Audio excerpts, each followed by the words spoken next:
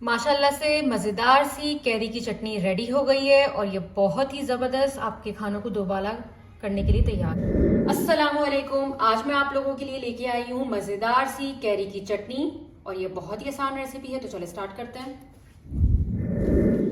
सबसे पहले हमें चाहिए 2 मीडियम साइज की कैरी, जिसे मैंने छोटे छोटे स्लाइस में काट लिया है। 2 अदद हरी मिर्चें ली हैं मैंने। ये भी ज़्यादा, अगर आपकी कैरी ज़्यादा है तो उसके हिसाब से आपको लेनी है, अगर कैरी कम है तो उसके हिसाब से कम लीजिएगा।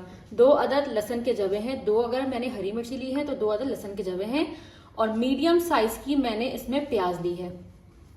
सबसे पहले हम क्या करेंगे, कैरी को जूसर मशीन में डाल देंगे। कैरी, प्याज और हरी मिर्चें और लहसुन के जवों को हम जूसर मशीन में डाल देंगे।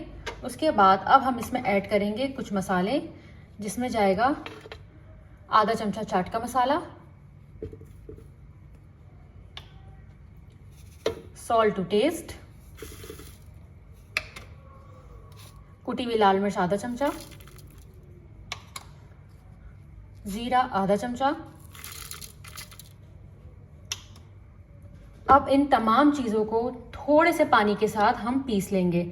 अच्छा, ये जो चीज़ें मैंने जो भी मसाले इसमें डाले हैं, इसमें मैंने जो उसकी क्वांटिटी रखी है वो आधा चमचा रखी है।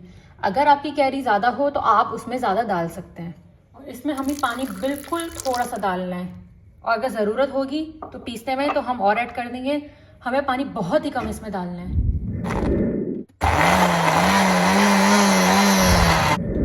मज़ेदार सी कैरी की चटनी हमारी रेडी हो गई है। ये देख रहे हैं आपने, मैंने उसको कितना बारीक इसको पीसा है कि इसमें कोई भी लम्स बाकी नहीं है। ठीक है, इतना ही बारीक आपको इसको पीसना है।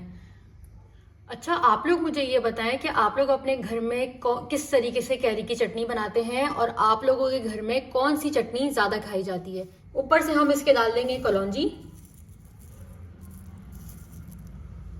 मैंने इसमें कोई सिरका कुछ भी नहीं डाला, ये ऐसे ही इतनी मज़े की लगेगी। इसे आप चाहे दाल चावल के साथ खाएं, चाहे रोटी के साथ खाएं, ये आपके खानों के मज़े को दोबाला कर देगी। माशाल्लाह से मज़ेदार सी हमारी कैरी की चटनी रेडी हो गई है और बहुत ही ज़बरदस्त सी रेडी हुई है हमारी कैरी की चटनी।